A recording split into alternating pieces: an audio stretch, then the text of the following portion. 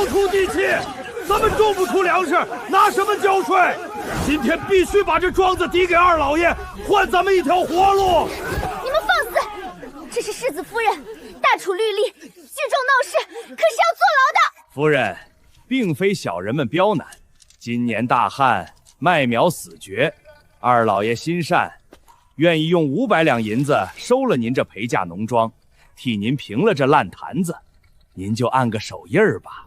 原来是侯府那个贪得无厌的二叔在搞鬼，想趁火打劫吞我的嫁妆，做梦！大旱，这麦苗根系发黑，土壤表层虽干，下层却有水锈印，这根本不是旱死的，而是前几日刚被水淹过，突然断水暴晒所致。王管事，上游的青龙渠是谁下令截流封坝的？夫人休要血口喷人，天灾人祸哪儿来的节流？侯爷，二房的人在逼夫人交地契，需要属下出手吗？先看看，这女人似乎和传闻中那个懦弱的沈家嫡女不一样。大楚律例第7卷第3条，恶意毁坏农田水利者，杖责50，徒3年。王管事，你信不信我现在就拿着这株麦苗去京兆尹告你一状？大理寺卿最重农桑，你猜他查不查出上游的猫腻？夫人，您说的是真的？那咱们的麦子还有救吗？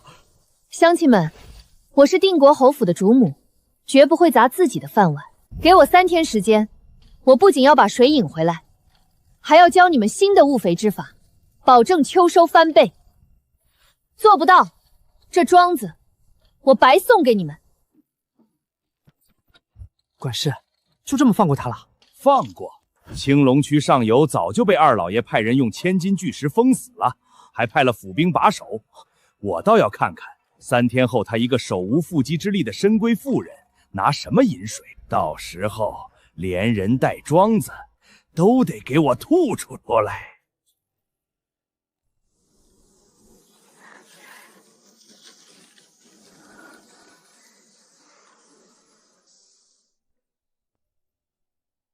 夫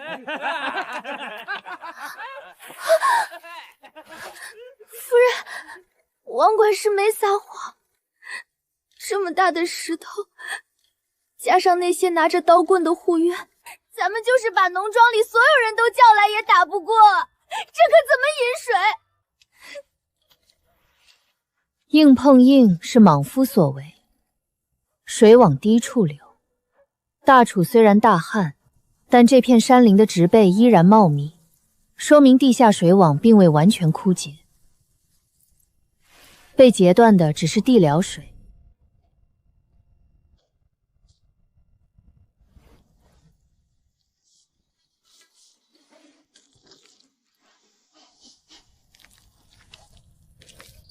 泥土湿度比表面大，且带有轻微的地下河道常见的青苔腥气。结合刚才的坡度测算，这里是一条废弃的地下朽新走向。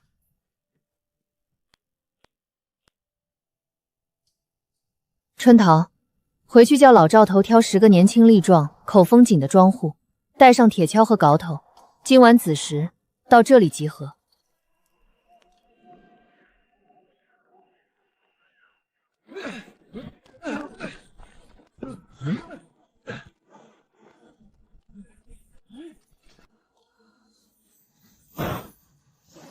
这位侯门主母不哭不闹，居然懂得寻龙点穴看水脉，必须立刻禀告侯爷。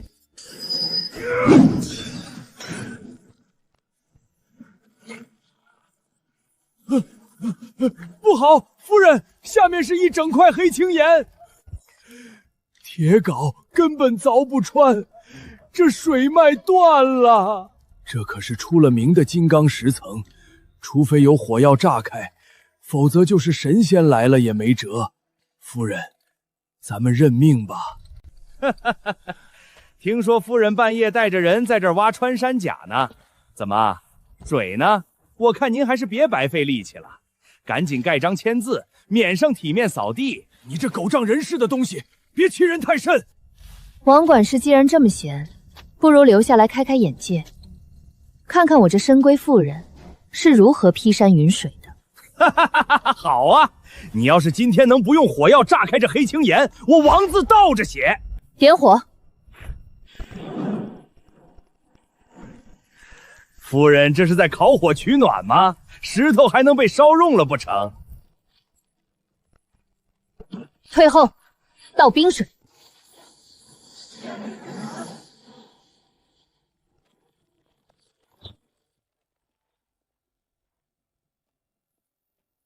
老赵头，下稿。给我开！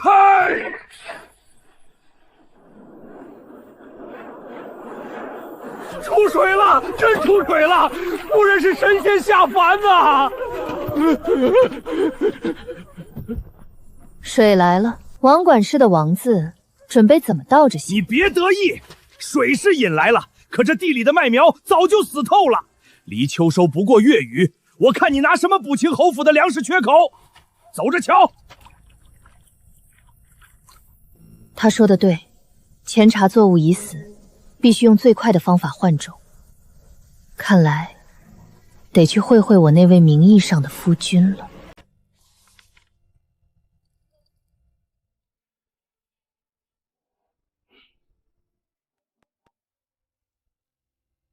侯爷歇下了吗？沈明珠有要事相商。进。侯爷，二叔马上就要在宗族大会上发难，我直说吧，麦苗已死，但若是现在改种及早熟的熟子，并在垄间套种大豆，辅以我的高温堆肥之法，秋收不仅能补上缺口，还能翻倍。套种、堆肥，你一个伯爵府的深闺嫡女，从哪儿学来的这些奇技迷巧？你到底是谁的人？我是能帮侯爷保住家产的人。你查赈灾两案中了暗算，现在二叔一手遮天，你出面帮我挡住宗族的明枪暗箭，我帮你把侯府的产业做成大楚最大的粮仓，提供查案资金。这绝不是二房派来的细作，他眼里的底气装不出来。好，若你做不到，本侯亲自将你逐出族谱；若你做到，定国侯府的暗卫与资源凭你调遣。成交，侯爷爽快。我总觉得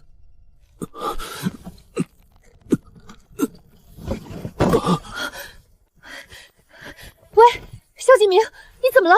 呼吸微弱，肌肉僵直，这不是普通的病症。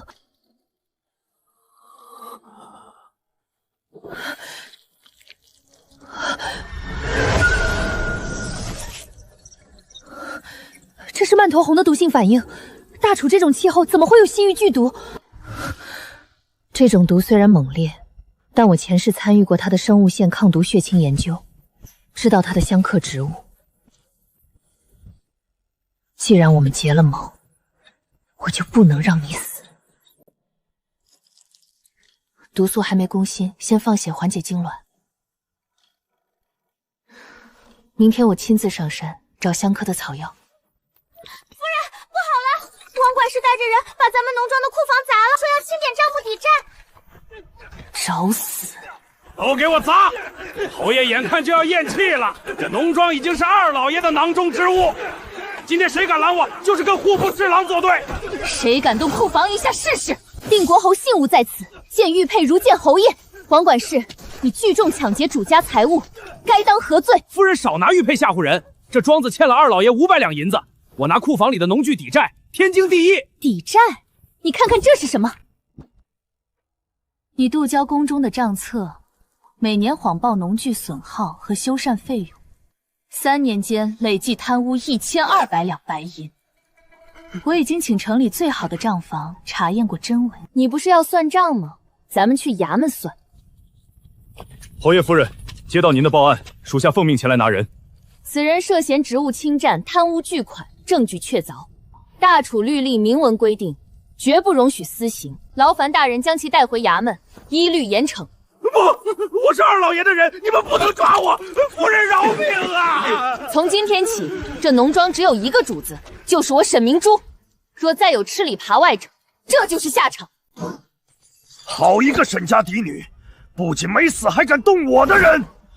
传我的话下去，通知京城周边所有的粮商和重庄，谁敢卖个定国侯府一粒早熟的熟米种子，就是跟我户部侍郎过不去。我要让他那块地彻底荒死。张掌柜，我们出双倍的价钱，只要300斤熟米早种，您就卖给我们吧。庄子上的地都翻好了，等不起啊！春桃姑娘，不是我不做这笔买卖，户部萧大人发了话，谁敢卖一粒好种叶定国侯府，以后就别想在京城做粮食生意。您请回吧。既然好种不卖，那张掌柜后院里堆着准备当柴火烧的陈年劣种，卖不卖？夫人，那些都是被虫蛀过、发了霉的死种，种下去连根草都长不出来。您若是要，1两银子全拉走。成交。春桃，雇车，全拉回庄子。夫人啊，这种子干瘪发霉，10粒有9粒是死的，种下地纯属浪费力气呀！这二老爷是把咱们往死里逼呀！谁说死种里偷不出活苗？去把库房里腌菜用的大粗盐全搬出来，倒进水缸里。把所有种子倒进盐水里。使不得，这盐水会把种子咸死的。大楚律例没写不许盐水泡种吧？按我说的做。死种子内部空虚，重量轻；活种子内核饱满，比重沉。盐水加大了水的浮力，能完美把它们分开。把浮在上面的全捞出去喂鸡，沉在底下的立刻用清水冲洗3遍。夫人，这样盖着，它们真的能活过来吗？温水催芽法能打破种子的休眠期。二叔，你想用垄断困死我？在现代农业科技面前，你的手段连入门都不算。明早掀开棉布，你自然知晓。发芽了！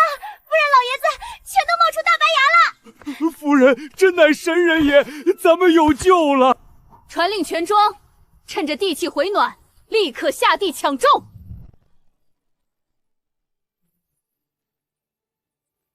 夫人，虽然种子催出了芽，可这地连年大旱，肥力早就榨干了，现在种下去，怕是也长不出多少黑面穗子啊。是啊，隔壁二老爷直属的良田，天天用大豆饼子当花肥，咱们这下土地怎么比得过？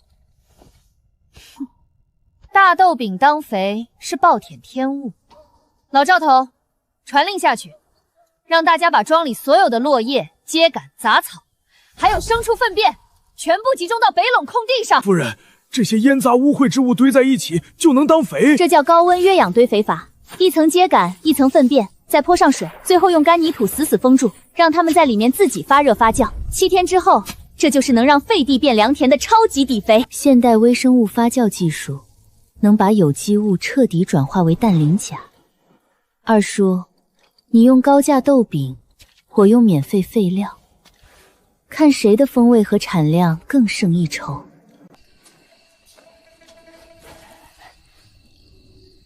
二老爷说了，绝不能让这些肥料下地，点火烧了它。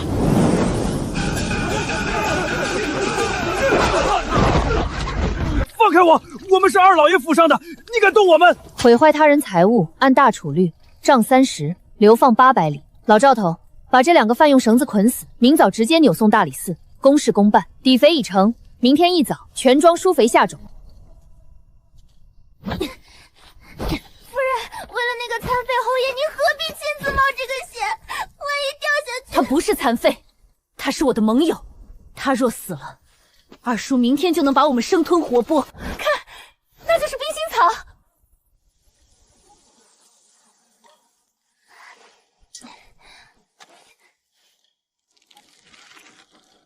夫人小心，有长虫！七头葵，剧毒，千万不能动。蛇的视力对动态物体敏感，只要保持静止，用异味驱赶。快，回府！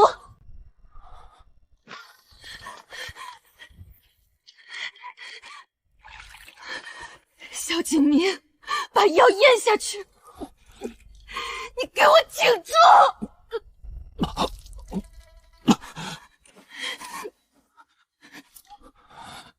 醒过来！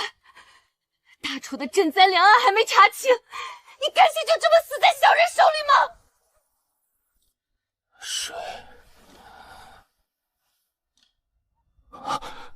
为了常年的防备彻底瓦解，竟然做到这种地步。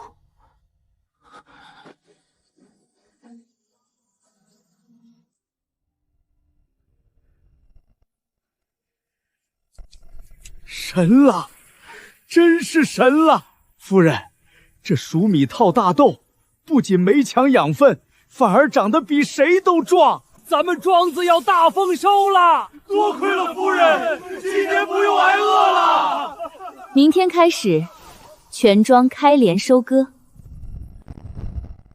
慢着，沈氏，二老爷有令，这农庄2月前因旱灾，私下向二房借银500两抵押，如今期限已到，这地里所有的收成全部归二房所有。放屁！我们什么时候借过钱？这是明抢！王管事，睁大你的狗眼看清楚，大楚律法规定，凡侯府公产变卖抵押，须得袭爵侯爷亲笔签字，加盖定国玄铁印方可生效。你手里那张连个官印都没有的白条，也敢冒充借据，伪造侯门借据，强占军功抚恤田产，按大楚刑律罪加一等，当判赐字流放。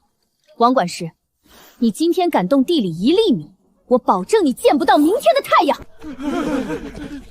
好，好，好，沈氏，你口齿伶俐，我不跟你争。二老爷早就料到你不见棺材不饿泪，实告诉你吧，几位宗族长辈已经到了侯府正堂。二老爷以不遵妇道、败坏公产之名召开了宗族大会，你就算有通天的本事，也保不住这管家权。走。夫人，宗族大会要是开了，他们人多势众，黑的也能说成白的呀，咱们怎么办？他们想玩大的，那我就陪他们玩大的。老赵头，把割下来的第1批精米装车，庄户们带上家伙，跟我回府对账。二叔，你的底牌先完了，现在轮到我的回合了。诸位叔伯，非我萧正邦不容直袭，而是那沈氏一介女流竟胡乱种地，如今秋收已至，各庄颗粒无收，他这是要断了咱们侯府的命脉呀！按照族规，理应褫夺他的管家钥匙，收回陪嫁农庄。胡闹，真是胡闹！把钥匙交出来吧！你们胡说！我们庄子上明明……堵上这贱婢的嘴！来人，去农庄收回地契。二叔想要地契，不如亲自出来拿。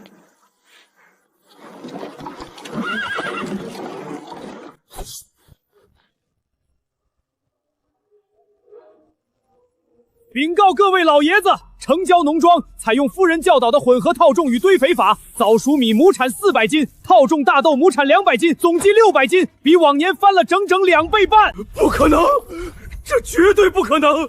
你从哪儿买来的精粮，冒充收成？二叔若是不信，这有京兆尹亲自下乡勘测怀发的秋收万税证明，每一笔粮食都合法合规，有据可查。我沈明珠不仅补齐了侯府的亏空，还多出了5000斗余粮。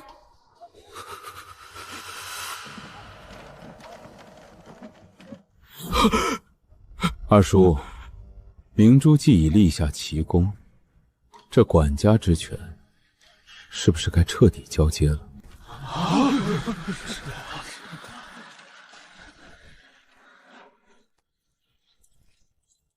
从今日起，定国侯府内外产业全由夫人做主。谁若再敢用宗族之名施压，休怪本侯不念亲情，将他送交大理寺法办。他居然醒了，毒素压制住了，看来我的血清疗法起效了。圣旨到！大楚连年旱灾，边关缺粮。皇上听闻定国侯府研制出高产新农法，特下旨征调侯府今秋所有余粮，并着侯府夫人3日内入宫面圣，献上2种方门。钦此。木秀于中，风必摧之。刚解决了家贼，现在连皇帝都盯上我了。尚书大人，公公，这便是下官呕心沥血数月，亲自在定国侯府农庄研制的高产套种堆肥法。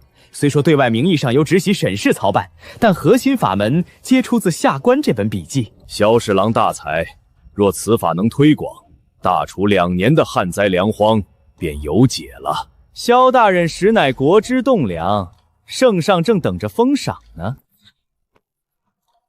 尚书大人，公公且慢。抢夺他人军功要坐牢，这剽窃直袭的农学成果，不知在大楚律法里该当何罪？放肆！沈氏，这是朝廷议事重地，岂容你一介妇人胡言乱语？二叔既然说这堆肥和套种法是您研制的，那妾身斗胆请教3个问题。第一，高温诱养堆肥，需要将枯草、秸秆与禽畜粪便混合泥封发酵。请问二叔，泥封之内的发酵温度需达到几成，方能彻底杀灭虫卵？第二，早熟米与大豆垄间套种，根系的固氮养地之法，大豆根留多大最为适宜？这自然是地气所致。本官日理万机，怎会去记这些粗鄙的数字？答不出来，因为这本笔记是你昨天让账房连夜伪造的。大人请看，这是京兆尹亲自下乡勘测，加盖了官府印章的建税原始底册，上面详细记录了每一天堆肥的温度、翻耕的尺寸，皆有下乡官差的联合签名，谁真谁假，官印便是铁证。萧正邦，你欺君冒功，该当何罪？定国侯夫人沈氏接旨，皇上口谕，沈氏明珠有惊天农学之能，今将京郊1000亩皇家荒域田交于沈氏改良，限期1个月。若秋收亩产低于400斤，则为欺君，定国侯府满门抄斩，钦此。1000亩玉田全是寸草不生的简盐荒地，沈氏，这次是皇帝要你的命。限期1个月的荒地改良，二叔，这分明是你在背后给皇帝出的死度，但你算路了。现代土壤酸碱改良技术，我早已烂熟于心。哟，这就是新上任的司农夫人，您看看，这玉田里全是白毛碱，皇上给的种子还掺了1半的砂石。咱们庄户辛辛苦苦1整年，不给涨3倍工钱，今天谁也别想下地。对，不涨钱不下地。你胡说，这种子分明是你们故意。砂石切口锋利且带有新凿的粉末，明显是刚掺进去的。二叔想用罢工和回种拖延时间，让我坐实欺君之罪，幼稚。刘大坏，大楚农桑律第3卷，凡克扣蓄意损毁玉田种子者，等同盗窃国库，当杖80，流放边疆。你身为玉田庄头，纵容手下毁坏皇家良种，是谁给你的胆子？你少拿律法吓唬人！这皇帝本就种不出粮食，你不给工钱，看谁给你干活！刘大坏聚众抗旨，损毁育种，今日起革去庄头职务，由老赵头接任。至于在场的乡亲们，我理解大家大案之年生活不易，从今天起，玉田废除死工资，推行计件工资制，挑拣1桶种中砂石赏5文，翻整1亩盐碱地赏20文，秋收若亩产400斤，所有人赏银10两，多劳多得，上不封顶。大处法在上，我沈明珠在此立字为据。夫人说话算话，有银子不赚是傻子，跳沙子去喽！沈氏，你别得意，地翻得再好，没有水也得荒死。上游玉带河的闸门已经被二老爷封了，老子看你明天拿什么浇地！夫人，大事不好了！大事不好了！上游玉带河的闸门被户部的人关了，说是要厉行清泥，至少要封路半个月。这刚翻好的地要是没水浇，种子全得烧死在泥里呀！半个月，这分明是不给咱们活路！二老爷这就是想要夫人的命啊！玉带河属于户部管辖，二叔借公职之便轻咪，走官府途径申诉，至少要走半个月流程。到那时黄花菜都凉了。既然你不给引辽水，那我就借地势引地下水。老赵头，后山漫山遍野的南竹就是咱们的水源，传令下去，让所有力壮的乡亲带上砍刀，把大竹子全部砍下来，劈成2半，掏空竹节。砍竹子？夫人，这竹子能变出水来？听我的，2个时辰内，我要看到10里竹管。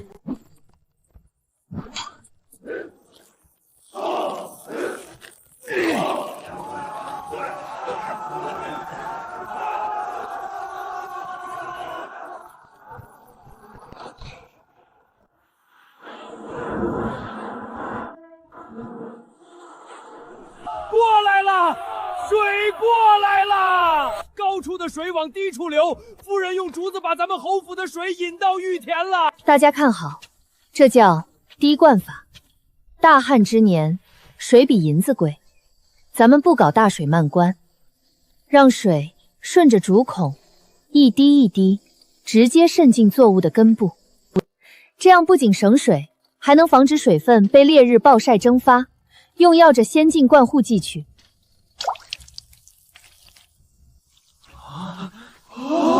一滴水都没浪费，这法子神了！侯爷，查清楚了，这次玉带河无故清阴，是刘大坏私下给户部主事送了500两银子，由二老爷亲自批示的，目的就是要让玉田颗粒无收，坐实夫人的欺君之罪。为了党同伐异，不惜毁坏皇家玉田，二叔，你这户部侍郎的位置坐得太久了，把这份证据收好，等秋收之日，本侯要他亲口认罪。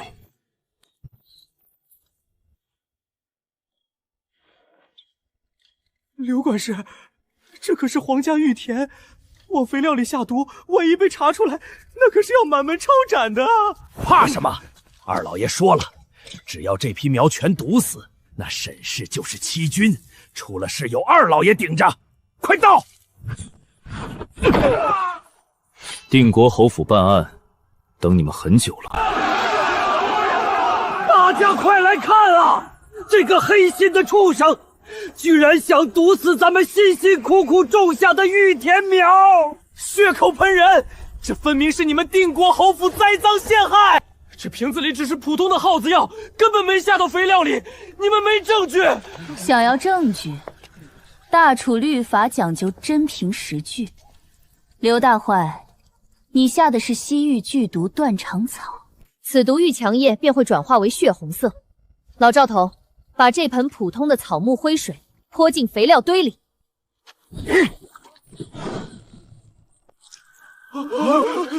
变红了，真的有毒！大人，人赃并获，此人投毒意图毁坏皇家玉田，证据在此，请大理寺依大楚刑律第12条将其缉拿归案。夫人放心，大理寺绝不放过任何一个触犯律法之人。带走。刘大坏只是个马前卒，真正的大鱼在后面。二叔，这把火很快就要烧到你的侍郎府了。刘大坏，证据确凿，你若再不招出幕后主使，按律当判腰斩。我说，是户部侍郎萧正邦大人，是他让我干的。不仅如此，3年向变兵大旱的赈灾粮，也是二老爷联合4大粮商，用砂石调包，私自丢卖国库公粮的，所有账本都在二老爷密室里。3年了，当年的赈灾粮黑幕终于撕开缺口了。二叔，你的死期到了。蝗灾是天降蝗灾啊！铺天盖地全是蚂蚱，咱们的苗要完了，快赶虫啊！老天爷发怒了呀！乡亲们不要慌，老天爷没发怒，这只是正常的自然天灾。老赵头，把咱们前阵子在侯府农庄孵化的2万只江南麻鸭全放出来。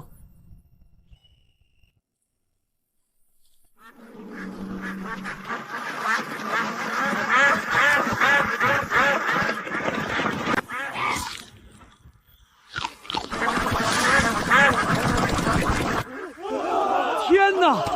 鸭子在吃蚂蚱，这些鸭子是治蝗神兵啊！3日后，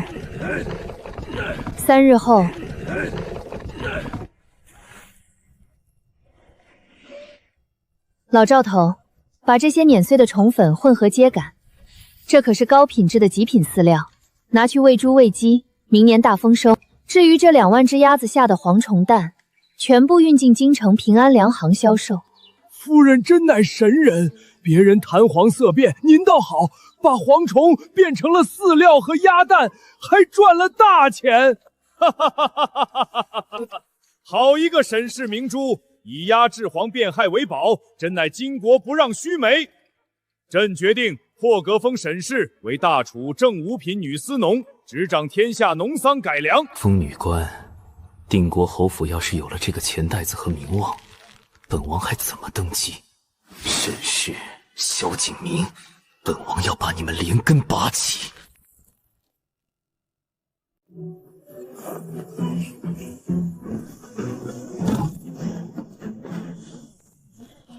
天哪！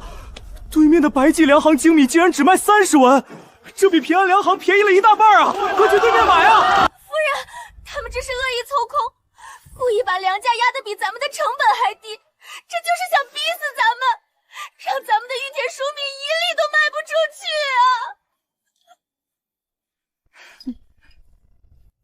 春桃，谁说我们要跟他们打原始的价格战？他们卖生粮粗粮，那我们就卖深加工食品。诸位京城的父老乡亲，平安粮行今日起推出全新素食五谷养生壶，精选高产熟米与大豆，经特殊烘焙磨粉，只需温水一冲便能饱腹养生，最适合职场奔波与体弱老人。不仅如此，还有强身健体的高蛋白营养豆腐皮。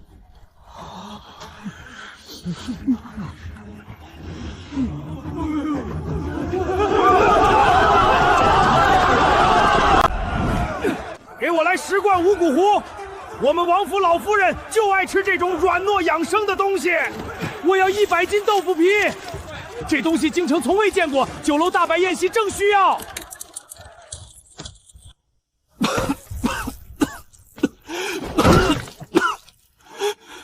不卖粗粮卖熟食，这女人的商战手段根本不是大陆人能想出来的。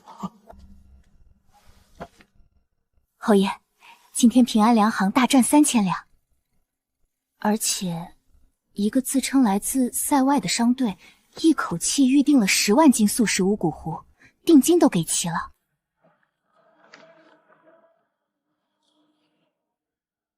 10万斤素食轻便开水即食。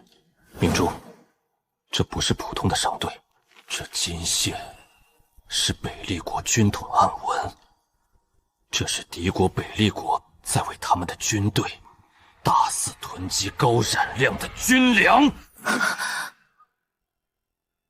直喜，明天就是你正式受封五品女司农的典礼。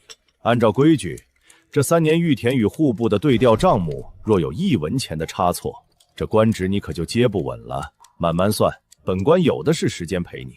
二叔，大楚传统的4柱结算法漏洞百出，也难怪户部的呆账烂账能堆满3间屋子。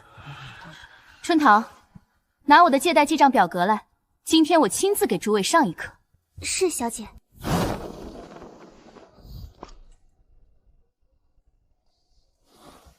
明珠正在前厅用现代记账法拖着萧正邦，我只有2炷香的时间。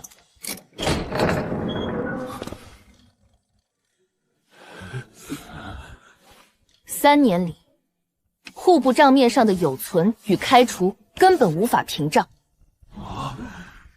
尤其是大楚大旱第1年，西关拨发的2万稻小麦，在进仓的腾越就无故核销了5000石。萧大人，请问这平白消失的5000石粮食，借方在哪？借方又是谁？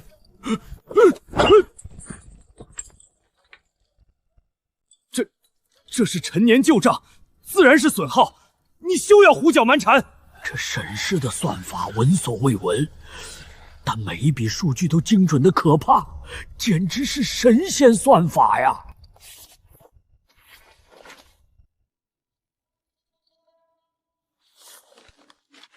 找到了，萧正邦，这次人证物证俱在，我看你如何翻身。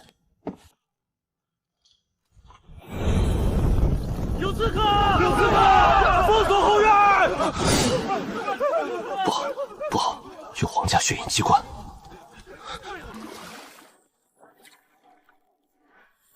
慢着，这水不能喝。夫人，怎么了？这水清亮的很啊。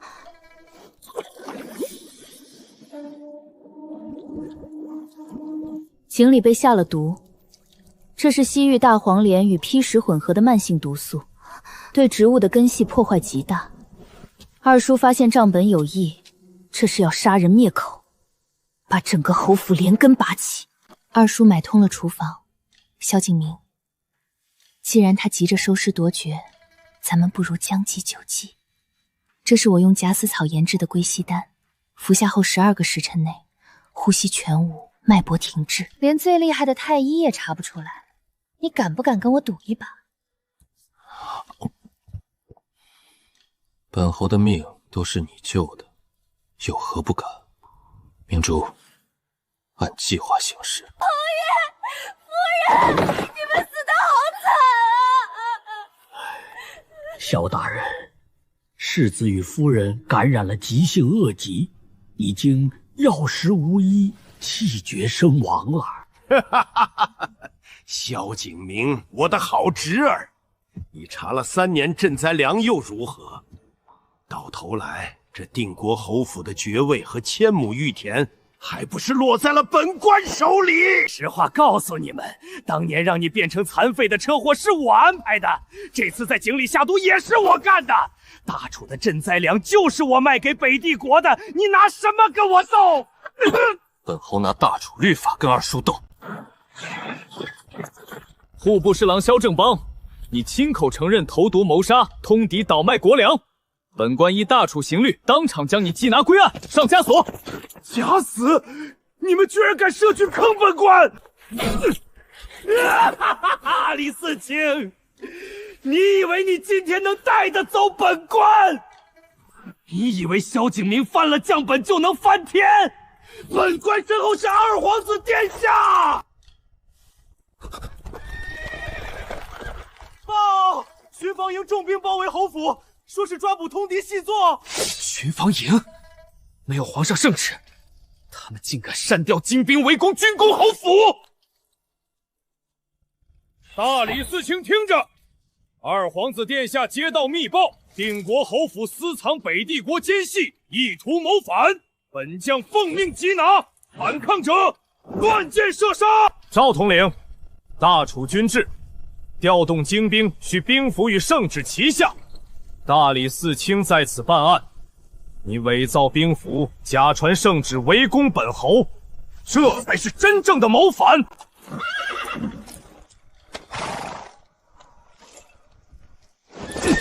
萧景明，任你口舌如簧，今天本将接到的死命令，就是一只苍蝇也别想飞出定国侯府！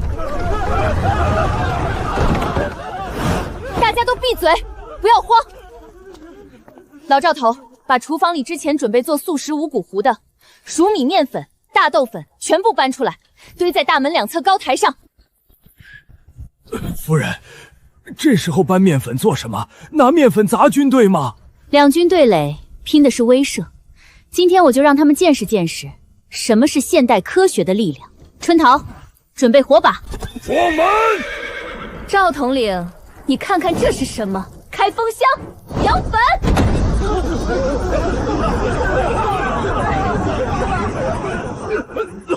这是什么妖法？眼睛睁不开了。这不是妖法，这叫粉尘爆炸。现在空气中全是细腻的面粉，只要我这一根火把扔下去，方圆100米瞬间会化作一片烈火火海，你们这几百人全都要变成烤肉。不信的，上前一步试试。废物，居然被一个妇人的古怪法子给吓住了！传本王的死命令，不用强攻了，传令下去，断掉定国侯府所有的水渠，封死所有运粮通道。本王要把萧景明和沈明珠活活饿死，渴死在侯府里。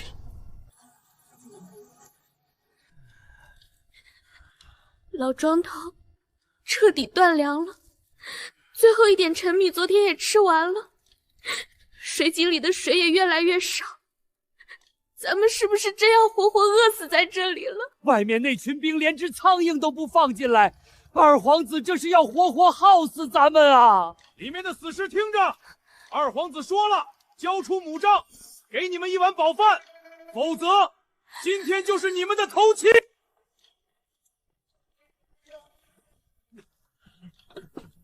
老赵头，哭什么？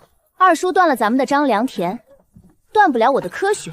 把库房里那箱准备喂马的陈年绿豆和烂熟米拿来。明珠，这废石子地和木架子也能长出粮食？这叫现代无土栽培技术。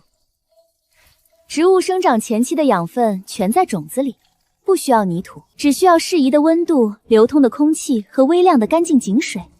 3天之内，我给全府变出一座蔬菜山。天哪！活了60年，第一次见到不种在泥里，3天就能长成小山一样的菜。这豆芽比往年土里长的还要肥嫩。大家敞开吃，绿豆变豆芽，重量翻了整整8倍。大豆、熟米水培出的嫩苗，不仅饱腹，还能补充各种维他命。咱们就是被围上1年，也绝对饿不着。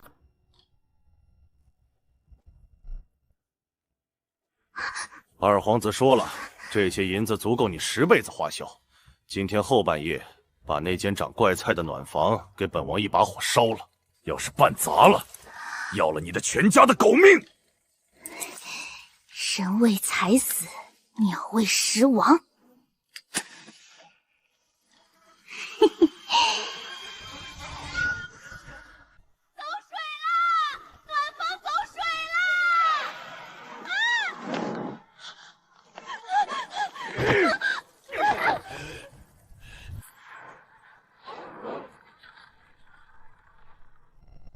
母亲还在里面，快救人！你腿还没全好，我去。低头弯腰，用湿布掩住口鼻，浓烟都在上方。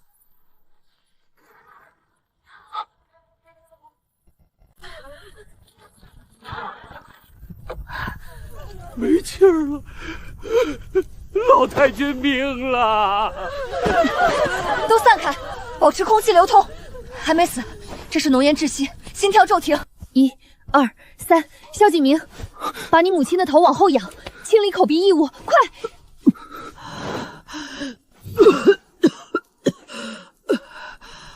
我老婆子活过来了。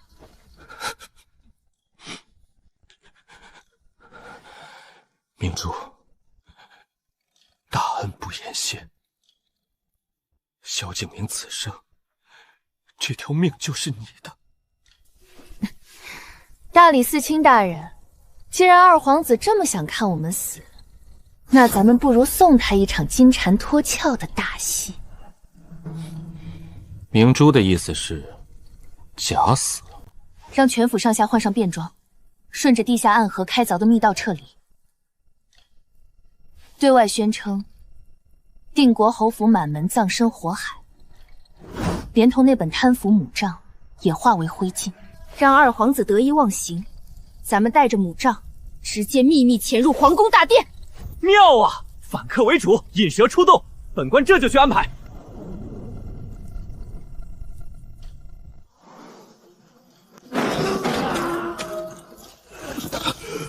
侯爷，红旗急报，北帝国10万大军突然撕毁盟约，大举入侵关外。西关守军开仓迎战，却发现国库拨发的10几万担军粮，全部被调包成了沙石。将士们没有粮食，边防线已经全线崩溃了。二叔和二皇子当年倒卖掉的，竟然是边防将士的保命粮，国门要亡了！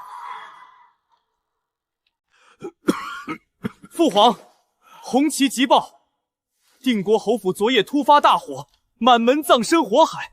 大理寺少卿不仅没能拿到萧正邦贪腐的证据，反而让母杖也烧成了灰烬。儿臣怀疑，定国侯萧景明早已通敌，昨夜是故意纵火畏罪自杀，企图毁灭通敌卖国的铁证。请父皇立刻下旨，削去定国侯府爵位，满门抄斩，以正国法。皇上，微臣昨夜亲眼看到侯府化为废墟，这其中定有隐情啊！定国老太君，定国侯萧景明，五品女司农沈氏殿前求见。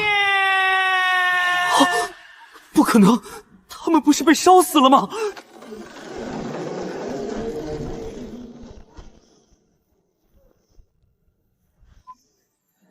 老身参见皇上，老身活得好好的，定国侯府也未曾通敌，倒是有些心怀叵测之人，昨夜放火烧我内院，企图杀人灭口。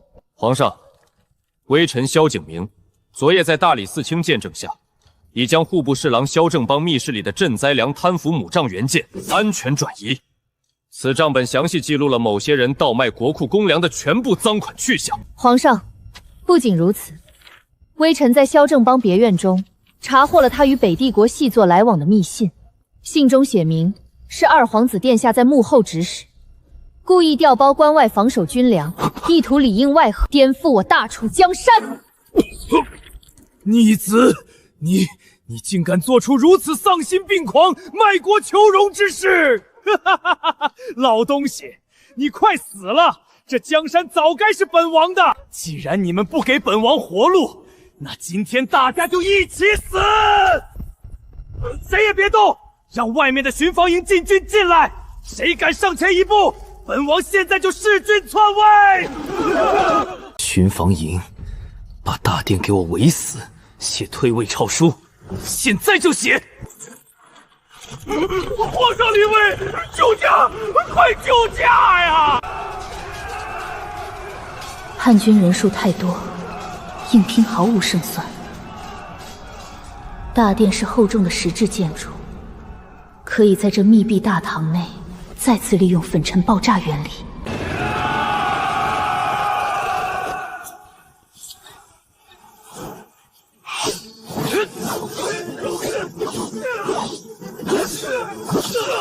萧景明，你的腿竟然全好了！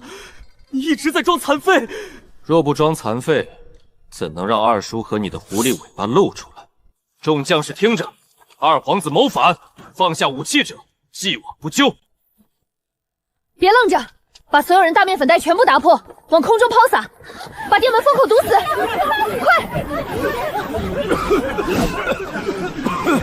这妖女又在撒白粉，快杀了她！萧景明，趴下，护驾！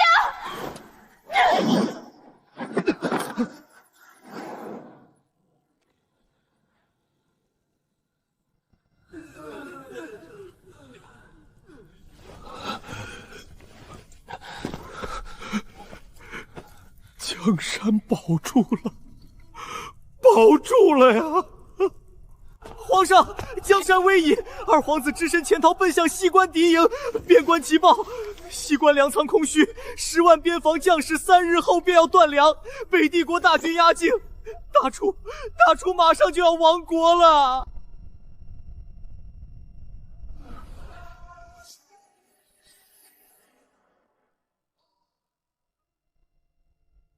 皇上，国库1粒米都没了，边关将士饿着肚子怎么打仗？不出3天，西关必破，咱们大楚只能割地求和了呀！割地？北帝国狼子野心，割地就能满足他们吗？难道天要亡我大楚？皇上，谁说无粮可拨？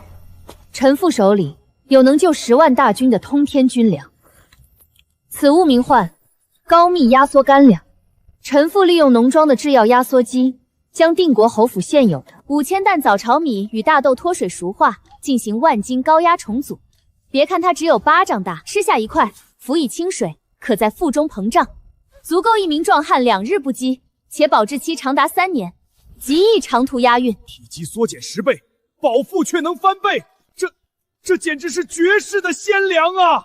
好，沈氏明珠，救国于危难，传朕圣旨，破大楚100年陈规。册封沈氏为正一品正天司农，赏赐尚方宝剑，全权统筹边关军粮转运与战后农桑复垦。定国侯萧景明封平叛大将军，即刻誓师出征。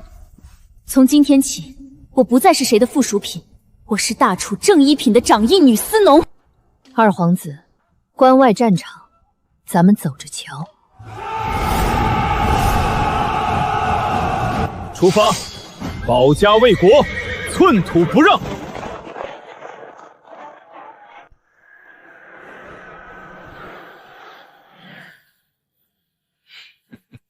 方圆百里全是焦土毒水，他们断绝了一切地理。明珠，这一仗不好打。坚壁清野，二皇子怕是不知道什么是现代盐碱沙化土地改良法与战壕基建农业学。萧景明，你管打仗，我管基建。只要有我沈明珠在，这片寸草不生的战场，就是困死他们的终极修罗场。